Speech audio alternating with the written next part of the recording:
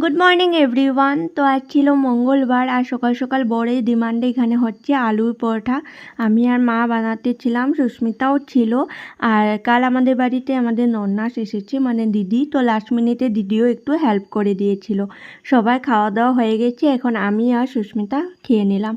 আর আজকে first time রিভিকে বাড়িতে চুল কাটানো হচ্ছে, মানে সেই ও গুয়াহাটির থেকে চুল কাটিয়ে এনেছিলাম আর কাটানো হয়নি।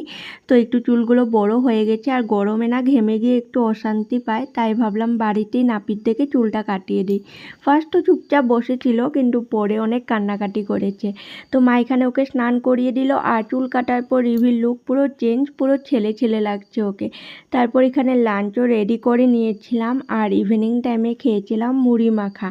আর আজকে রিভি তোমাদেরকে হাই বলছিল। তো ঠিক আছে, চলো আজকে ব্লগটা আমি এই অবধি রাখলাম। কেমন লাগলো জানিও।